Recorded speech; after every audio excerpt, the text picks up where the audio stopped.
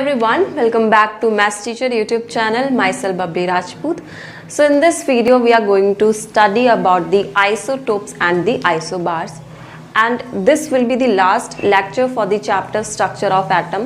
इसके साथ हमारा जो चैप्टर है वो फिनिश हो जाएगा, right. So one by one हम समझते हैं आइसोटोप्स एंड आइसोबार का मतलब क्या होता है। एंड इसमें बहुत कन्फ्यूजन होती है, उल्टा लिखे आ जाते हैं। जो मतलब आइसोटोप का होना चाहिए वो हम आइसोबार का लिखे आ जाते हैं, और जो आइसोबार की डेफिनेशन होनी चाहिए उसको हम आइसोटोप बना देते हैं। तो ध्यान से समझना, आपने इस पूरे वीडियो को देखना है, बिल्कुल कंसेप्ट है जो आपका वो क्लियर हो जाएगा, ठीक है। तो हम आइसोटोप्स के बारे में पढ़ते हैं, राइट। अभी व्हाइट बोर्ड पे आपको नहीं देखना है कि क्या लिखा है। सबसे पहले you have to understand isotope का मतलब क्या होता है। देखो, मैंने आपको हमेशा बोला है कि साइंस में if you know the terminology meaning तो आपके लिए चीज़ें बहुत ज़्यादा सिंपल बन जाएंगी, ठीक है। तो आइसो का मतलब जहाँ भी लिखा हो, आइसो का मतलब होता है सेम। आइसो का मतलब होता है सेम, ठीक है। तो आइसोटोप्स के केस में क्या होता है, थोड़ी सी डेफिनेशन पढ़ते हैं। Isotopes are the atoms of same element. यहाँ ध्यान देना, सेम एलिमेंट लिखा है, ये इंपॉर्टेंट है। सेम एलिमेंट, जैसे मैंने क्लोरीन ले लिया, क्लोरीन हमारा क्या है, एक एलिमेंट है, ठीक है।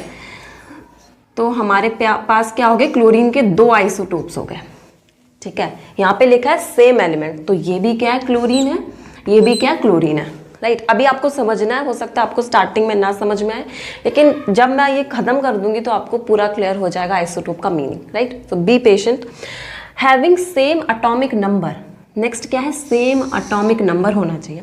क्लोरीन का एटॉमिक नंबर कितना होता है, मैंने आपको बार बार बताया है, 1 to 20 मैंने आपको एलिमेंट्स लिखवाए थे, ठीक है। उसमें जो क्लोरीन का एटॉमिक नंबर होता है वो होता है 17, ठीक है। सो यहाँ पे लिखा है same atomic number. Atomic number भी क्या होने चाहिए, सेम। एटॉमिक नंबर को हम यहाँ पे लिखते हैं ना, मैंने आपको बताया था। अगर यहाँ पे हमारे पास कोई एलिमेंट है तो यहाँ पे उसका एटॉमिक नंबर आता है जिसको हम Z से रिप्रेजेंट करते हैं, यहाँ पे उसका मास नंबर आता है जिसको हम A से रिप्रेजेंट करते हैं, ठीक है। सो क्लोरीन का 17 एटॉमिक नंबर है, तो इस वाले क्लोरीन का भी 17 होना चाहिए, क्योंकि क्लोरीन का एटॉमिक नंबर तो चेंज नहीं हो सकता। मैंने आपको बताया था कि atomic number is the characteristic of any element, पहचानने के काम आता है। किसी भी एलिमेंट का आपको एटॉमिक नंबर पता है तो आप उस एलिमेंट को पहचान सकते हो। जैसे कि मैं बोलती हूँ एटॉमिक नंबर 20, तो आपके दिमाग में स्ट्राइक हो जाना चाहिए कि मैं कैल्शियम की बात कर रही हूँ। मैं बोलती हूँ एटॉमिक नंबर 11, मतलब मैं सोडियम की बात कर रही हूँ। एटॉमिक नंबर 12 मतलब मैं मैग्नीशियम की बात कर रही हूँ। सो एटॉमिक नंबर एक एलिमेंट का हमेशा फिक्स्ड रहता है, कभी भी दो डिफरेंट एलिमेंट का सेम एटॉमिक नंबर नहीं होगा। दैट इज़ वेरी इंपॉर्टेंट, ठीक है। सो ये वाली बात भी सेटिस्फाई हो गई, सेम एटॉमिक नंबर, यहाँ भी 17, यहाँ भी 17, बट डिफरेंट एटॉमिक मासेस। यहाँ क्या लिखा है, डिफरेंट एटॉमिक मासेस। चेंज कहाँ पे आ रहा है, इनके एटॉमिक मासेस पे आ रहा है। एटॉमिक मास को कहाँ लिखते हैं, यहाँ पे लिखते हैं। सो इस वाले क्लोरीन का मास होता है 35, इसका 37। ध्यान से सुनना, अभी बात कंप्लीट नहीं हुई है। देखो, क्लोरीन होता है वो हमें इस नेचर में, मतलब हमारे एनवायरनमेंट में या नेचर में हमें दो फॉर्म में मिल सकता है। एक होता है क्लोरीन 1735, ऐसे पढ़ते हैं, क्लोरीन 1735, ठीक है, एंड क्लोरीन 1737, दो तरीकों से मिल सकता है, राइट, ओके। सो ये होता है आइसोटोप का मीनिंग। अब एक बार पूरी डेफिनेशन फिर से पढ़ते हैं। Isotopes are the atoms of same element. ये क्या होते हैं, सेम एलिमेंट के एटम्स होते हैं। मतलब अगर मैं क्लोरीन की बात कर रही हूँ तो यहाँ भी क्लोरीन लिखा जाएगा, यहाँ भी क्लोरीन लिखा जाएगा, जिनका क्या होता है, एटॉमिक नंबर सेम होता है, ठीक है। Atomic number is the characteristic. अगर हम सेम एलिमेंट की बात करें तो भाई उसका एटॉमिक नंबर तो वैसे भी सेम ही होना है, बट डिफरेंस कहाँ आता है, उनके मास नंबर पे। और अगर आपको याद है तो क्लोरीन का जो कंबाइंड मास हम लिखते हैं वो 35.5 लिखते हैं। आप बोलोगे मैम 35 क्यों नहीं लिखते हैं, 37 क्यों नहीं लिखते हैं, ठीक है। तो हम कंबाइंड जो भी हम एलिमेंट की बात करते हैं पीरियोडिक टेबल में, अगर उसके आइसोटोप्स बन रहे हैं, सबके नहीं बनते हैं, ठीक है, ज़रूरी नहीं सब सारे एलिमेंट्स के आइसोटोप्स बने, कुछ ही एलिमेंट्स होते हैं जिनके आइसोटोप्स हमें देखने को मिलते हैं, ठीक है। तो क्लोरीन के दो आइसोटोप्स पाए जाते हैं, इनका कंबाइन मास हम करते हैं, वो कैलकुलेट करने का एक तरीका होता है, कैसे कैलकुलेट करते हैं, तो वो 35.5 बनता है। So this 35.5 mass of chlorine is the representation of isotopes of the chlorine. ठीक है, आइसोटोप्स का जो कंबाइंड मास है वही उसका एलिमेंट का मास बन जाता है, राइट. सो आई होप आपको अब क्लियर हो गई होगी पिक्चर आइसोटोप्स क्या होते हैं. लास्ट में वीडियो के एंड में मैं आपको एक ऐसी ट्रिक बताऊंगी जिससे आपको आइसोटोप्स एंड आइसोबार्स में कभी भी कोई कंफ्यूजन नहीं होगी. So watch till the end, right. अब एक क्वेश्चन यहाँ पे ये पूछा जाता है कि ये डिफरेंस क्यों आता है. ठीक है, ये डिफरेंस क्यों है मास का, क्यों नहीं ये भी 35 और ये भी 35 हो गया, क्यों हमें इतना कुछ पढ़ना पड़ रहा है. तो इसका आंसर है न्यूट्रॉन. नंबर ऑफ न्यूट्रॉन्स होते हैं वो डिफरेंट आइसोटोप्स में डिफरेंट पाए जाते हैं, अलग अलग पाए जाते हैं. देखो हमेशा चीज़ें ना दिमाग में क्लियर रखो, बेसिक्स हमेशा क्लियर रखो. कभी भी किसी भी एटम में प्रोटॉन्स चेंज नहीं होते हैं. मैंने क्या बताया था, अगर कोई चार्ज एक एटम से दूसरे एटम में ट्रांसफर हो रहा है तो वो कौन सा चार्ज होगा, वो होगा इलेक्ट्रॉन. ठीक है, एटम में से नंबर ऑफ प्रोटॉन कभी चेंज नहीं होंगे, नंबर ऑफ प्रोटॉन हमेशा फिक्स्ड रहते हैं. नंबर ऑफ प्रोटॉन्स क्या होते हैं, जैसे क्लोरीन छोड़ो, मैग्नीशियम की बात करते हैं. मैग्नीशियम में नंबर ऑफ प्रोटॉन्स कितने होते हैं, 12. ठीक है, जो एटॉमिक नंबर होता है वही रिप्रेजेंटेशन होता है नंबर ऑफ प्रोटॉन्स का, तो वो हमेशा फिक्स्ड रहते हैं. ठीक है, और अगर हम एक न्यूट्रल एटम की बात कर रहे हैं, न्यूट्रल एटम मतलब जिसमें नेगेटिव एंड पॉजिटिव चार्ज बराबर है, मतलब इलेक्ट्रॉन और नंबर ऑफ प्रोटॉन्स बराबर हैं, तो उसमें क्या होगा, नंबर ऑफ इलेक्ट्रॉन और नंबर ऑफ प्रोटॉन बराबर होंगे. मतलब मैग्नीशियम के केस में इलेक्ट्रॉन्स और प्रोटॉन्स बराबर होंगे, जो कि होंगे 12. ठीक है, तो आइसोटोप्स क्यों बनते हैं. आइसोटोप्स इसलिए बनते हैं कि जो नंबर ऑफ न्यूट्रॉन होते हैं वो डिफरेंट होते हैं. Due to difference in the number of neutron in any elements the formation of isotopes takes place. Neutron का डिफरेंस है, आपको अभी और अच्छे से समझ में. एक एग्जांपल समझते हैं, जैसे मैंने क्लोरीन का एग्जांपल आपको एक्सप्लेन किया था. ठीक है, क्लोरीन के 2 आइसोटोप्स होते हैं, पूछे जाते हैं, इंपॉर्टेंट है. Chlorine 1735, chlorine 1737. इसमें प्रोटॉन कितने होंगे भाई, इसका जो एटॉमिक नंबर है वही प्रोटॉन होंगे 17. इलेक्ट्रॉन कितने होंगे, क्योंकि न्यूट्रल एटम है तो जितने प्रोटॉन उतने न्यूट्रॉन, जितने प्रोटॉन उतने इलेक्ट्रॉन ध्यान रखना. ठीक है, तो इसमें भी 17, इसमें भी 17. चेंज कहाँ देखने को मिल रहा है आपको, सिर्फ न्यूट्रॉन के केस में चेंज देखने को मिल रहा है ना. ये देखो 17 सेम है, 17 सेम है, लेकिन यहाँ पे 18 बन गया. 17 होना चाहिए था लेकिन 18 हो गया, एंड 17 20. तो चेंज आपको कहाँ देखने को मिल रहा है. ठीक है, 18 और 20 के केस में, तो जो कि क्या है, हमारे नंबर ऑफ न्यूट्रॉन्स हैं. तो आइसोटोप्स क्यों बनते हैं, difference in the number of neutron. Different type of isotopes are seen due to difference in the number of neutron in an atom. एक एटम में नंबर ऑफ न्यूट्रॉन्स है वो different पाए जाते हैं. ठीक है सॉरी. और आपसे जो मोस्ट कॉमन क्वेश्चन पूछ लिया जाता है वो हाइड्रोजन के पूछे जाते हैं. हाइड्रोजन के आइसोटोप्स बता दो, डायरेक्ट पूछ लिया जाता है, ये बहुत ज़्यादा इंपॉर्टेंट है. तो हाइड्रोजन के 3 आइसोटोप्स होते हैं. प्रोटियम, DE है ये, ठीक है, DEUTRIUM, ड्यूटेरियम एंड ट्राइटियम. ठीक है, तो हाइड्रोजन के 3 आइसोटोप्स हैं. यहाँ पे हम क्या लिखते हैं, एटॉमिक नंबर एंड ऊपर एटॉमिक मास, राइट. सो आइसोटोप्स क्या होते हैं, जिनका एटॉमिक नंबर सेम हो, एटॉमिक नंबर सेम है, एंड उनका मास नंबर क्या होता है, वो डिफरेंट होता है. That is 1 2 3. Protium, deuterium, tritium. ठीक है, ट्राई मतलब होता है 3, ड्यू मतलब होता है 2. ठीक है, प्रो का मतलब 1 भी हो सकता है, वरना और भी कई मीनिंग होते हैं इसके. तो यहाँ भी अगर आप देखें, प्रोटॉन्स और इलेक्ट्रॉन्स सबके केस में बराबर हैं, दैट इज 1 1 1 1 1. लेकिन डिफरेंस कहाँ आ रहा है, न्यूट्रॉन के काउंट में. नंबर ऑफ न्यूट्रॉन्स है वो डिफरेंट है. ठीक है, तो इसी वजह से आइसोटोप्स फॉर्मेशन होता है.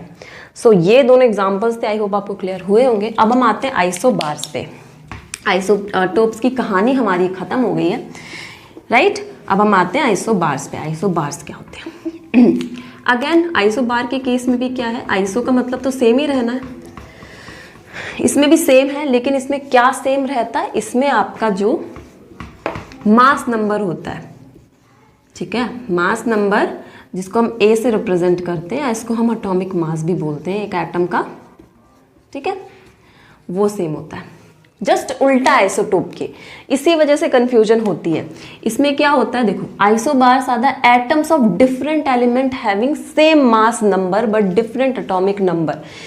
लैंग्वेज पे ध्यान देना, डेफिनेशन पे ध्यान देना। यहाँ पे क्या था, isotopes are the atom of same element. यहाँ पे सेम एलिमेंट था ना, यहाँ भी क्लोरीन लिखा है, यहाँ भी क्लोरीन लिखा है, यहाँ भी हाइड्रोजन, यहाँ भी हाइड्रोजन, यहाँ भी हाइड्रोजन, और सेम एलिमेंट हो गई भाई। एटॉमिक नंबर अगर सेम है तो एलिमेंट भी तो सेम होगा।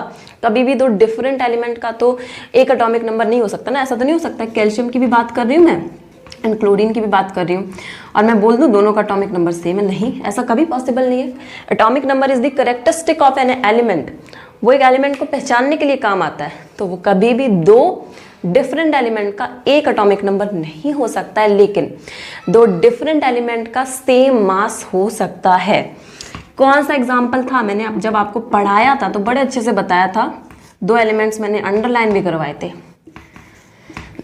That is calcium and organ. दोनों का 40 होता है क्या, मास नंबर या एटॉमिक मास, दोनों का 40 होता है, ठीक है।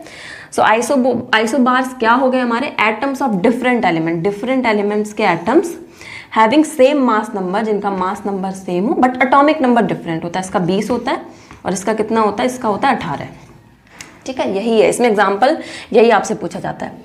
सो जैसे हम एग्जाम्पल देख सकते हैं अर्गन और कैल्शियम के केस में, प्रोटॉन 18 है। क्यों 18 प्रोटॉन है, क्योंकि भैया इसका एटॉमिक नंबर 18 है और एटॉमिक नंबर ऑफ प्रोटॉन्स के बराबर होता है। कैल्शियम के कितने प्रोटॉन्स हैं, 20 हैं। क्यों, क्योंकि इसका एटॉमिक नंबर 20 है and atomic number is equal to number of protons. Neutrons की बात करें तो अर्गन में न्यूट्रॉन्स 22 पाए जाते हैं, कैल्शियम में 20। अच्छा, आप बोलोगे मैम न्यूट्रॉन्स रटने हैं क्या, नहीं रटने हैं, निकालने का तरीका होता है, मैंने पहले भी बताया बट बताती हूँ यहाँ भी। देखो एक फॉर्मूला होता है मास नंबर, मास नंबर ध्यान रखना, एटॉमिक मास की बात कर रहे हैं, बस इसका वर्ड दूसरा, ये मास नंबर हमने बोल दिया इसको, मतलब वही है कि किसी भी एटम का मास कितना है।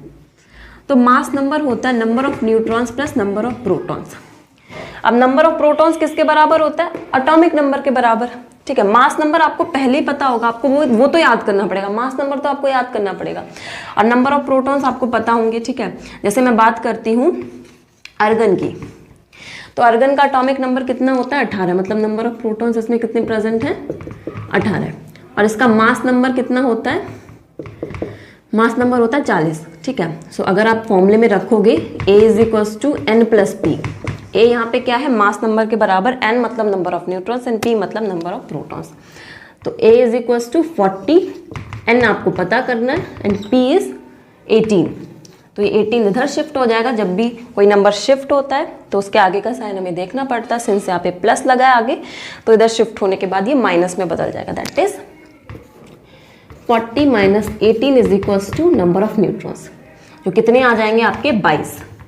तो ये निकालने का तरीका होता है, ठीक है। न्यूट्रॉन्स आपको नहीं याद करने होंगे, आप ऑन द इंस्टेंट आप क्या कर सकते हो, उसको कैलकुलेट कर सकते हैं, लेकिन आपको जो नंबर ऑफ प्रोटॉन्स है, नंबर ऑफ प्रोटॉन्स मतलब एटॉमिक नंबर, ठीक है, और उसका जो मास नंबर है वो आपको याद करना पड़ेगा, that is very very necessary, ठीक है। सो ये एग्जाम्पल था हमारा, एग्जाम्पल देख लेते हैं, एग्जाम्पल मैंने आपको नहीं समझा है ना। तो एग्जाम्पल आपका है अर्गन और कैल्शियम। अर्गन और कैल्शियम हमारे पास दो एलिमेंट्स हैं, ठीक है। तो अर्गन में कितने प्रोटॉन्स हैं, 18, कैल्शियम में 20। न्यूट्रॉन्स आपको पता चल गया कैसे कैलकुलेट करना है, और इनका मास नंबर क्या है, दोनों का सेम है, ठीक है। अब मैंने आपको बताया था कि मैं आपको एक ट्रिक बताऊंगी कैसे हम इन दोनों को याद कर सकते हैं। देखो